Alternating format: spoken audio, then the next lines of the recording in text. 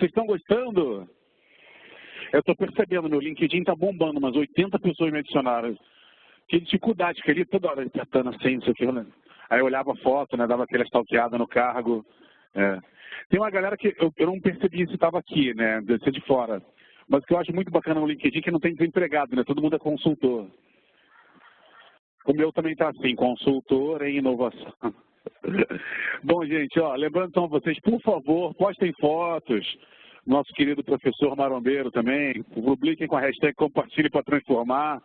Enfim, façam bastante relacionamento. Para dar continuidade à nossa programação agora,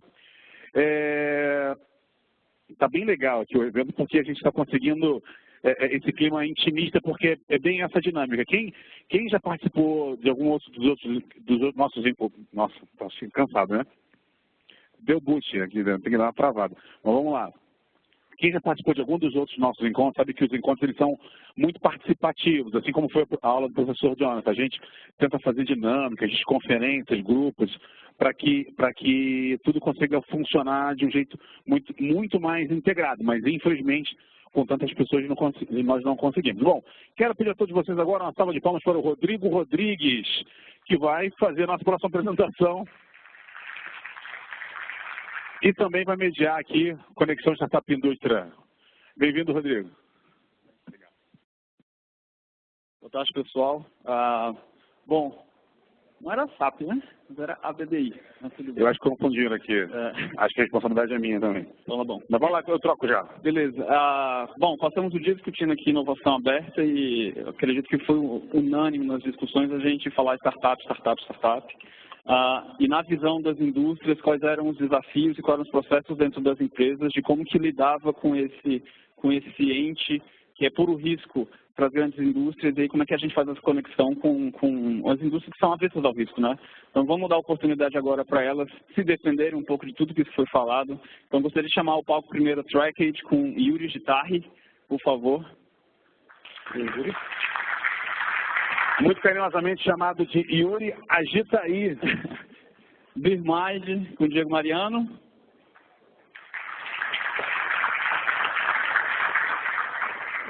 E Geo Inova com Ivan Gonçalves. Por favor.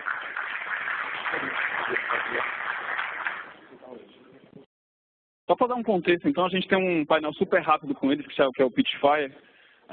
Então, eles são startups que integram o Programa Nacional Conexão Startup Indústria, que a gente procura, como agência de governo e política pública, levar a inovação para dentro das indústrias por meio de uma inspiração por startups. Então, a gente rodou um edital ano passado, que está em curso ainda, com 10 indústrias. Então, a gente selecionou 3M, BRF, Dow, entre outras aí, que a gente vai compartilhar os cases aqui. E a gente chamou exatamente essa contraparte da startup fazer esse compartilhamento de experiências na visão deles para as indústrias. Então, eu queria começar com a Trackage, falar um pouco de quem que é a Trackage e como que é esse processo que está sendo com a 3M, que a gente sabe que a 3M é super fechada e foi um desafio de fato para vocês trabalhar em conjunto com essa indústria. Então vamos lá.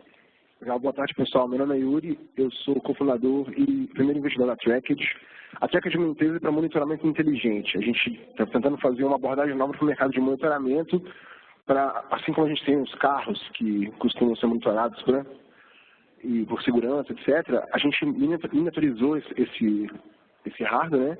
E está tentando criar serviço em torno disso. Então, a nossa ideia é geolocalizar as coisas, pessoas, ativos, cargas, o que for, criar informações interessantes em cima disso, para as indústrias poderem tomar uma decisão mais acertada, mais inteligente em cima disso. Então, basicamente, a gente começou como monitoramento de coisas e aos poucos a gente está sedimentando níveis novos de aplicação, que é ler esses dados de monitoramento, entender isso direito e mostrar para as empresas que elas podem reduzir tempos, gastar menos recursos em várias áreas de movimentação de ativos, vamos dizer assim, né?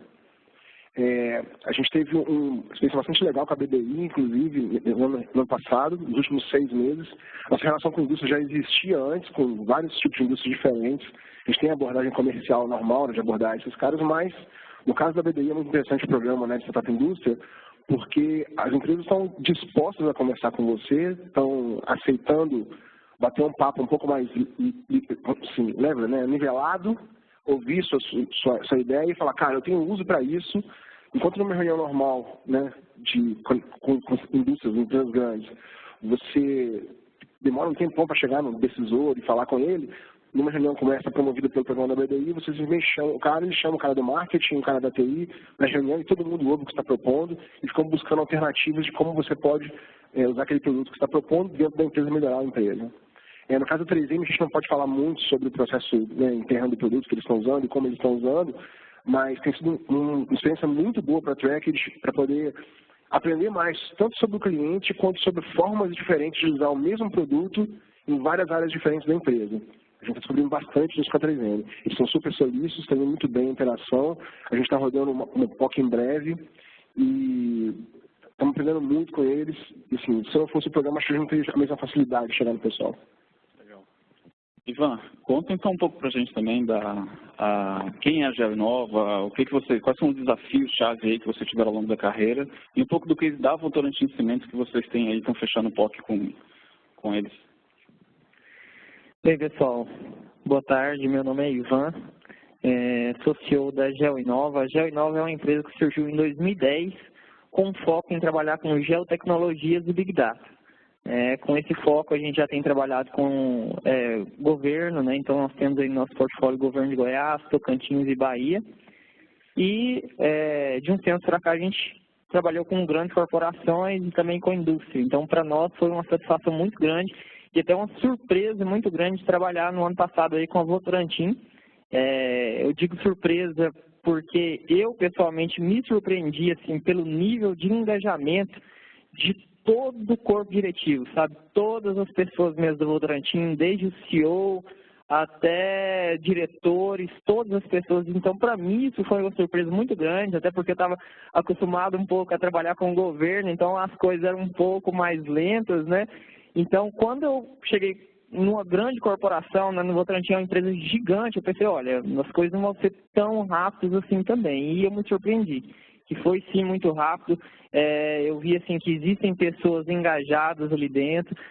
Falando um pouquinho da nossa solução, né, o que a gente desenvolveu junto com eles, a Votorantim tem áreas que elas precisam ser monitoradas. Então, eles têm pelo menos 141 áreas, territórios, no qual eles precisam gerenciar e estar monitorando para ver, por exemplo, se extrapolou algum limite de algum território, se houve desmatamento naquela área. Então, o objetivo nosso com a Votorantim foi de fazer toda essa gestão de forma preditiva e não reativa. Hoje o processo atual deles, né, é muito mais de forma reativa. Então, aconteceu algum problema, uma equipe se desloca, vai até lá resolver aquele problema. Com a nossa solução, o foco é resolver isso de forma preventiva. Então, assim, só para abrir, né, para mim, um dos principais pontos fortes dessa relação startup-indústria, para mim foi isso, assim, eu me surpreendi pelo alto nível de engajamento mesmo de todo o corpo diretivo e o quanto foi rápido, sabe? Em 2 meses nós desenvolvemos a POC, aliás, em 1 mês a gente desenvolveu a POC, em menos de 1 mês nós conseguimos desenvolver o piloto, né? Então o desafio foi dado para a gente em agosto, no final de outubro a gente já estava entregando o piloto para a Votorantim, então foi muito bacana essa relação. Legal. Diego, vamos para a tua rodada, então. Beer Mind, um pouco da Beer Mind, vai fechar a parte de cerveja para depois para a gente aqui, mas de automação industrial, vamos lá. Então, Beer Mind, como que está o seu case de conexão com a BRF? Legal. Muito boa tarde a todos. Queria agradecer o convite para estar aqui, né? Eu sou o Diego, um dos fundadores da Beer Mind, uma startup de otimização industrial, que tem uma visão bem simples. Falando diretamente de otimização industrial, né, a nossa visão é bem simples. Quando a gente fala disso, a gente fala de aumento de performance e redução de custos. E a gente sempre teve esse mindset na nossa cabeça, né? Para você otimizar um processo, primeiro, você tem que descobrir que problema que você tem e quanto ele está custando. Em seguida, você tem que saber qual é a causa desse problema para depois você gastar energia resolvendo efetivamente esse problema, né? Então, a gente nasceu desse caminho. Quando a gente participou do programa da BDI, a gente entrou com o nosso primeiro software, que era o BeWise, que basicamente, né, eu vou explicar mais dentro do case da BRF. Pode falar do case, né, Ciro? Tá bom. E ele basicamente pega os dados do chão de fábrica e ranqueia esse potencial de economia financeira. Então, a gente transforma dados do chão de fábrica em dinheiro, que é o primeiro passo dessa escada para resolver um problema, né? Aí a gente entrou no programa da SAP Startup Focus e descobriu o poder do Machine Learning e desenvolveu uma segunda solução para fazer análise de causa-raiz e sempre assim, buscando essa simplicidade, né? Então, fazer análise de causa-raiz dentro de toda uma cadeia de processos complexos que seria difícil de você avaliar isso matematicamente ou cruzando milhares de dados. Então, nessa linha, quando a gente entrou com o case da BRF, foram muitos desafios e muitos aprendizados, né? A gente foi escolhido, inclusive, não só pela BRF, então a gente teve que dividir o time, foi o primeiro aprendizado que a gente teve aí. E a gente começou com um case dentro da planta deles lá, que tinha pouca automação dentro do processo, e exatamente isso que eles queriam ver da gente, né? O quanto a gente conseguia extrair de avaliação dentro de um processo que tinha pouca automação. Com muita automação, eu sei que vocês trabalham com bastante dados. O que vocês conseguem fazer com esse processo que é mais antigo? E a gente começou trabalhando em cima disso, bom, vamos ver o que a gente tem de dado e vamos evoluir junto com eles. E aí sempre, o pessoal super parceiro, isso surpreendeu a gente também. Todas as áreas se engajaram, as coisas foram se desenrolando muito rápido. Desafio teve um monte, mas a gente conseguiu transpor isso aos poucos. E a gente começou com simples, de parada de máquina, né? E foi evoluindo, falou, bom, agora que a gente já sabe parada de máquina, que é o básico, vamos trabalhar com o melhor momento para a troca das lâminas versus a quantidade de carne que sobra na carcaça do frango. Até canseira de falar, né? E aí depois disso, o melhor peso de frango para menos paradas de máquina. E aí a gente foi descobrindo, a BRF foi muito aberta com a gente com relação a isso, a gente foi descobrindo muitos potenciais de melhoria lá dentro. Inclusive, várias das demandas que a gente foi descobrindo junto com o Ciro é que deu para a gente um insight de criar a plataforma dentro a nossa segunda solução dentro da plataforma da SAP, né? E uma coisa, um dos grandes insights que essa relação gerou, que foi muito legal, é que o Ciro chegou para mim um dia, aquilo ficou marcado para mim, né? Chegou um dia e falou, cara, vocês perceberam que se esse piloto der certo, só no Brasil são 27 plantas para vocês pilotarem? Aí que cai a ficha, entendeu? Que você percebe e fala, realmente. Ele falou, como é que vocês vão resolver isso? Como a gente foi transparente, falei para ele, não sei. Então foi o primeiro grande baque que a gente teve quando a gente teve essa interação, né? A gente percebeu, realmente, não é só um piloto, né?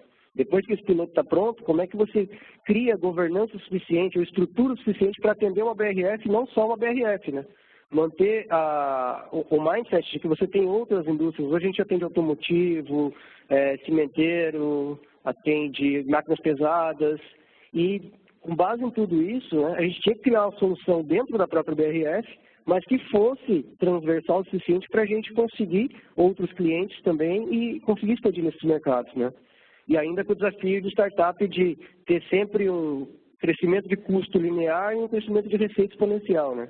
Então, eram vários os desafios que foram surgindo ao longo do programa, né, ao longo do projeto, e isso foi gerando esse tipo de interação muito rápida, principalmente da indústria que tem essa visão de negócios global, entendeu? Que era uma coisa que a gente esperava escalar, claro, todo startup espera escalar, né, mas a gente não tinha essa visada. Então, quando a gente começa a ver, falar, realmente, são 27 plantas no Brasil inteiro, eu tenho 6 pessoas no time, como é que eu vou fazer isso? Aí nós resolvemos a primeira parte, transformamos 6 em 11. Ainda não dava, né? Ainda tinha menos gente que planta. Então, a gente começou, através do pessoal da BRF mesmo, dessa troca direta, entender deles o que era necessário, o que os fornecedores deles normalmente tinham para que a gente conseguisse ter essa mesma estrutura interna na startup e criar essa possibilidade de realmente atender, né, toda essa gama de plantas que eles tinham. E aí, com base nesse trabalho todo, a gente começou as parcerias. Primeiro veio o SAP, com o Startup Focus, né, que acelerou o nosso desenvolvimento, porque a gente tinha um roadmap para desenvolver soluções de 2 anos em 4 meses. O Sunil, que é colega do pessoal ali, apertou tanto a gente, porque as reuniões eram semanais, que a gente acabou desenvolvendo muito mais rápido do que a gente imaginava. parceria com Siemens, parceria com integradores de sistemas, para a gente ter a confiança de hoje falar para a própria BRF, falar, hoje eu consigo atender vocês no nível Brasil. Mas foi dessa interação que surgiu tudo isso. Com certeza, com certeza isso demoraria muito mais se a gente tivesse que descobrir com os próprios esforços. Legal. Eu quero puxar o gancho de que você falou de escala. Então, compartilhar também na visão de vocês qual é a jornada dessas startups, até um pouco para desmistificar o que é startup, uma startup com foco industrial, o que é uma startup de sucesso. Então, qual é a jornada de startup que consegue, de fato, fechar venda com indústria? E aí, um ponto importante que você falou é a escala. Então, talvez o principal desafio das startups, ao se conectarem com grandes empresas, seja chegar ao ponto de escala. Então, Yuri, me conta um pouquinho até o contato com a indústria. Então, até você, de fato, conseguir fechar uma POC, um projeto, uma relação comercial com a indústria, como é que é chegar lá? Como é que você se aproxima? Quem que se aproxima? A indústria que vem atrás de você? Você que vai atrás da indústria? Me conta um pouquinho da jornada de chegada da indústria, por favor. Bom, a gente teve um time dedicado só para venda especificamente da Tracked há um tempo, e a gente recentemente parou um pouco esse esforço de correr atrás de novos clientes para tentar encontrar com os clientes que a gente já tem um encaixe melhor em tudo esse mercado. Então, basicamente, a gente desativou um pouco a escala para religar depois. Por quê? Porque a gente percebeu que o mesmo produto que a gente tem aplicações diferentes, sem mexer em nada no produto praticamente, nem no software quase, em muitas demandas diferentes, de muitos tipos de indústrias diferentes. Então, ao invés de a gente sair atendendo um cliente, crescendo, como vocês estão fazendo agora, né?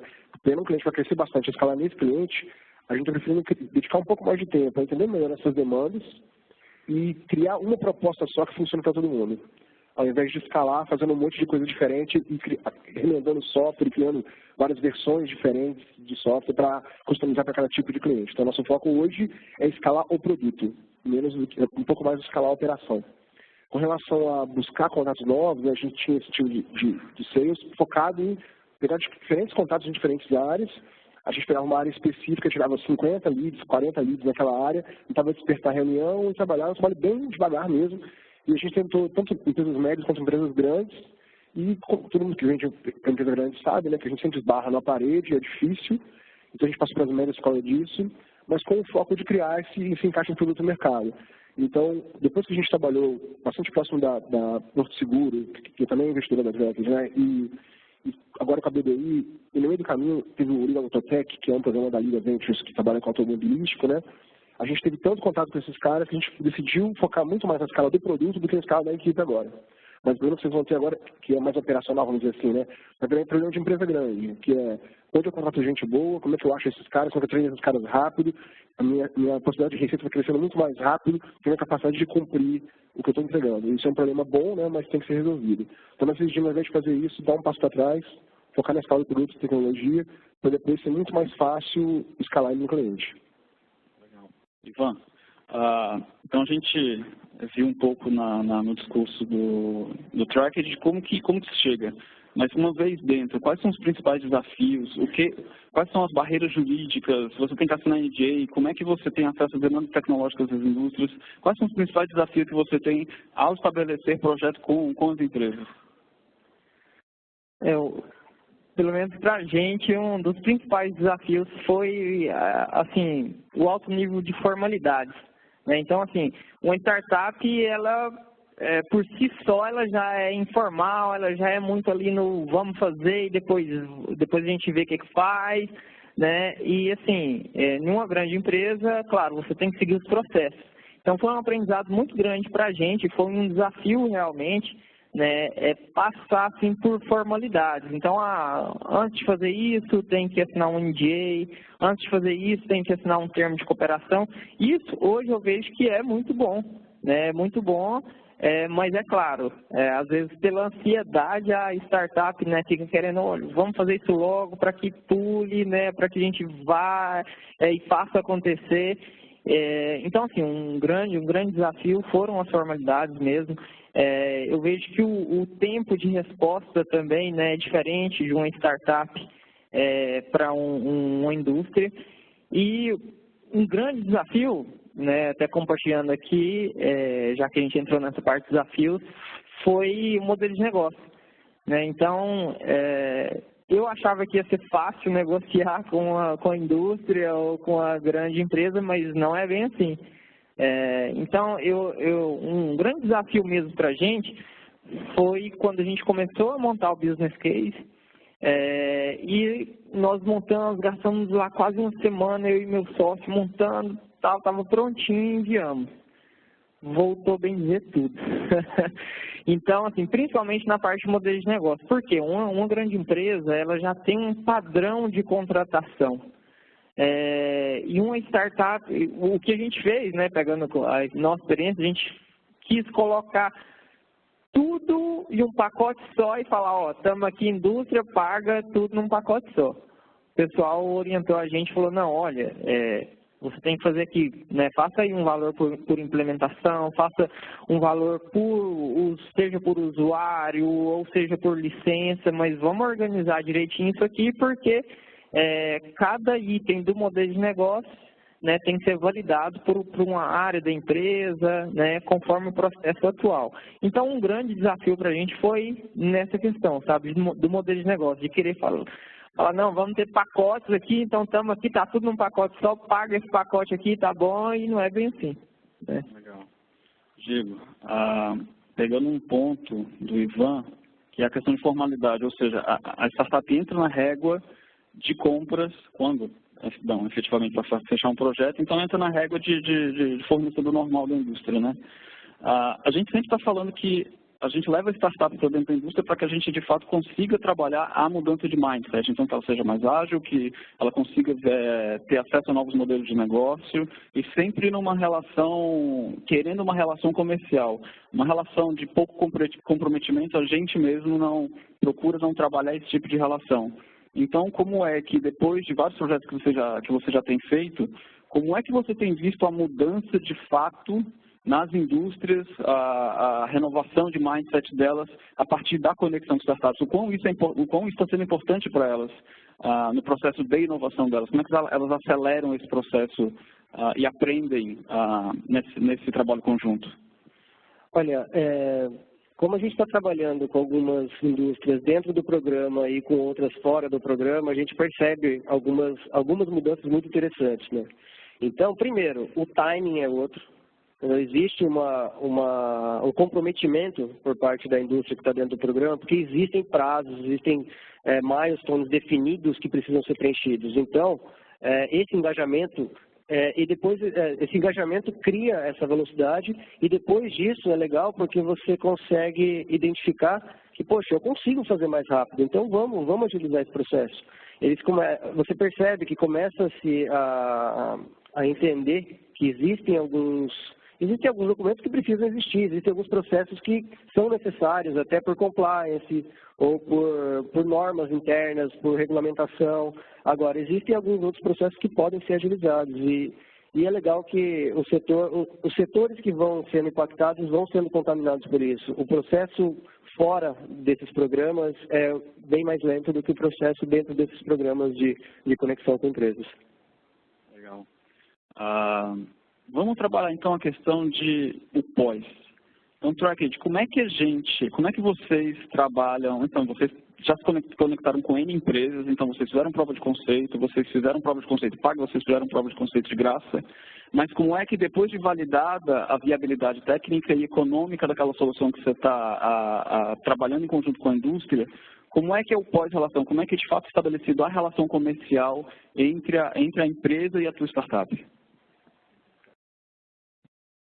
Bom, a gente tem jornadas diferentes com clientes diferentes, né?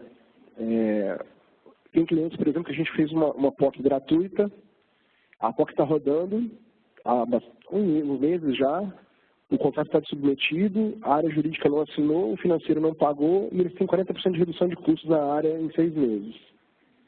Então eu falo para os clientes, velho, eu vou desligar sua infra e até a gente falar de novo, você paga o contrato e está tudo funcionando. Então, na teoria, eu entreguei tudo que eu tinha que entregar e acontece que o cara não me entregar o resultado depois. Ou seja, é uma grande indústria. Como o cara vai ficar sem pagar usando o negócio e gerando redução de custo para ele?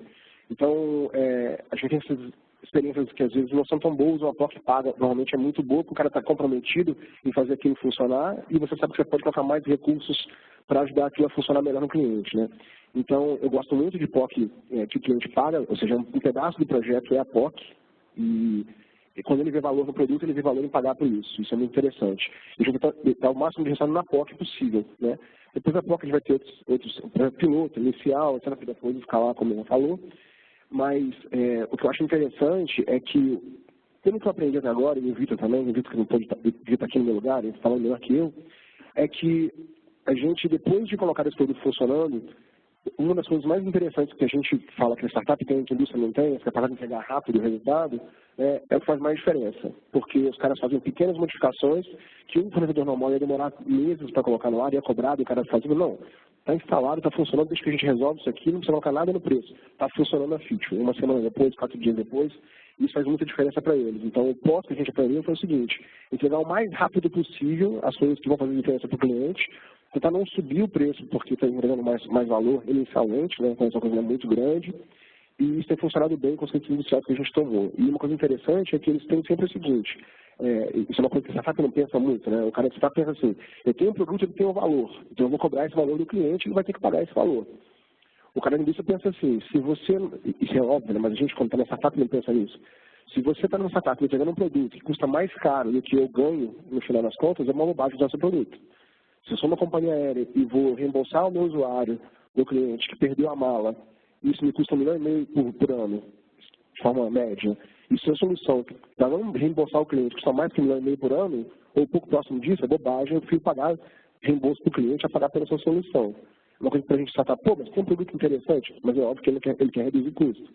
Então, também o pós, o maior desafio é justamente esse. Como eu consigo crescer essa operação, essa receita ser mais interessante, fazer a upsell do produto, sendo que isso não impacte na necessidade de dispêndio de dinheiro do cliente e sempre entregando o valor que ele precisa. É uma balança meio engraçada de cumprir. Legal. Pessoal, a gente está entrando nos 5 minutos finais, então eu queria abrir para perguntas. É super rápido o painel. Perguntas para os nossos empreendedores aqui, por gentileza. Não?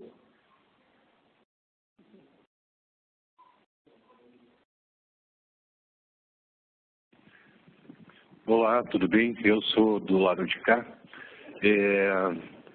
Eu queria saber se algum de vocês conseguiu achar um caminho secreto para algum processo comum de todas as indústrias, sei lá, um relacionamento, um compras, um jurídico, alguma dica dourada que fala, putz, eu passei por um processo, a gente fez isso e deu super certo.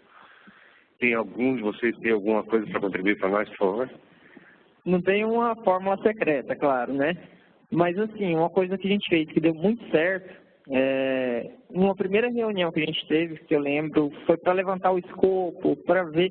Na verdade, até essa primeira reunião, a gente estava concorrendo com outras empresas também, dentro do programa de inovação que tinha, e o objetivo era entender o escopo, e a gente da Joinal sempre procurou focar no problema. Então, acho que uma startup, ela trabalha muito bem isso, o problema. Essa é a razão de ser de uma startup, né? Resolver problemas. Então, assim, eu lembro que a gente fez uma pergunta somente, né? Todas as empresas estavam, minha solução faz isso, minha solução faz aquilo, a gente só fez uma pergunta. Quais os problemas você tem no seu processo atual? Então, fazendo essa pergunta, a gente automaticamente já descobriu qual era o processo atual da Votorantim, né? Descobrimos aí, levantamos aí vários problemas que existiam dentro desse processo e aí sim a gente veio propor soluções em cima daqueles problemas. Aí depois, logo depois vem o trabalho de validação. Então, dentro da Votorantim existe esse problema? Será que na Vale existe esse mesmo problema? Será que numa outra indústria que trabalha também com aquele mesmo sistema existe aquele problema? Eu acho, aí sim você vai encontrando a escala. E a gente teve uma surpresa muito grande que, às vezes, dentro da própria indústria, existe aquele mesmo problema para várias áreas diferentes. Então, é isso que a gente está até descobrindo agora. Então, a gente está atendendo, por exemplo, a Votorantim Cimentos, mas Votorantim S.A. já veio entrar em contato com a gente. Um pessoal lá de patrimônio veio entrar em contato com a gente, dentro da própria Votorantim.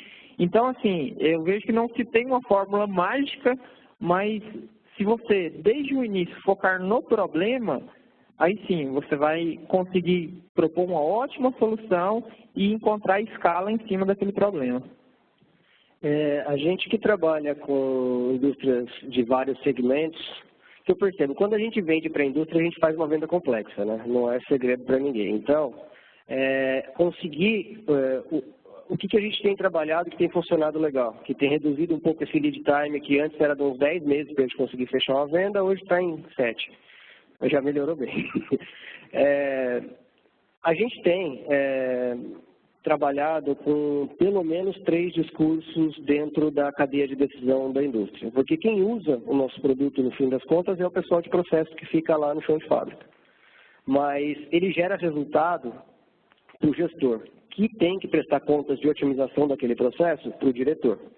Então, nós construímos a marca ou o nosso produto para conseguir conversar com essas pessoas. Porque a parte mais difícil eu vendia controle avançado de processos industriais. Então, quando eu ia vender alguma coisa do cliente, ele falava, tá, gostei dessa solução, bonita, moderna, mas quanto que eu vou ganhar com isso? Você fala, então, tem que fazer toda uma avaliação técnica na sua planta, coletar dados, fazer um relatório para mostrar para o gestor. Até você construir todo esse caminho, entendeu? O gestor já não estava comprando mais aquela solução. Então, conseguir construir esse discurso dentro do cliente para a gente é importante. Desde o diretor, que vai entender onde está o dinheiro, até o time técnico que vai entender onde está o problema. Entendeu? Então, cada um deles, o que a gente percebe, cada um deles fala uma língua diferente. E o nosso produto tem que saber conversar vertical. Ele tem que saber falar ali dentro. E claro, para o jurídico, para compras, a gente tem uma menina só para cuidar de documentação. Ela passa o dia fazendo isso. Para ser um pouquinho mais direto e falar uma coisa um pouco mais específica, né? Usando um pouco das ideias que eles falaram. A gente criou alguns hacks, alguns são bastante conhecidos por startups do tipo, ao invés de chegar com o seu contrato, pede o contrato do jurídico de uma vez, já vai analisando bem antes para você acostumar com as regras do jurídico da empresa que você está fornecendo para ela, né? Porque é bem mais complexo, mais difícil passar um contrato que seja diferente do que eles estão acostumados a fazer. Juntando essas ideias que vocês comentaram, a gente fazia uma venda interessante que era, a gente nunca falava do produto até o cliente falar qual problema exatamente ele resolvia. Então é meio que o custom development com o cliente aí, você está falando, olha, mas como é que acontece isso? Acontece isso, isso, isso. Ah, legal. Mas como é que você resolve isso? Porque a gente não resolve. E que tipo de prejuízo você traz? A gente perde mais ou menos $10 mil por dia fazendo só isso aqui. E blá, blá, blá, blá. Aí no final o cliente vira e fala, se eu tivesse uma coisa que me permitisse fazer isso, isso, isso, a gente pega o produto pela mesa e fala, então é isso que a gente faz. Então é uma coisa um pouco mais focada no problema, mas deixando o cliente chegar no ponto que o meu produto resolve. Isso ajudava bastante, que a venda que não era uma venda, virava uma venda de tipo, uma conversa de feedback e no final virava uma possível venda. Acho que isso ajudou bastante em vários momentos, assim. Até um insight que a gente teve uma vez com o pessoal da Bayer, que a gente estava conversando, que os setores de inovação dentro das indústrias são startups internas, né? Porque vocês também têm que vender para a própria indústria. Então, não é uma tarefa fácil e cabe à startup, sim, dar as ferramentas para esse time para conseguir convencer lá dentro. Então, é função nossa. E a última são as concorrentes também. Depois você entende como a empresa funciona, os números dela, há uma chance muito grande de concorrentes ter os mesmos problemas, parecidos com ela, com números parecidos. Você fala com o cara que está vendendo agora. Isso é um método de mercado? É um método de mercado. Todo mundo investe 3% disso aqui nesse tipo de problema. Quando você fala com o próximo cliente, você já fala esse número pronto para ele e fala, pô, esse cara entende o que ele está falando. Então, correr concorrência é muito interessante também. Legal. Bom, queria agradecer o tempo aqui das startups e a tempo de vocês também. Esse foi o nosso painel. Então, um pouco para explorar o ambiente das startups, na visão dela aí, como que é uma conexão startup-indústria. É isso. Obrigado.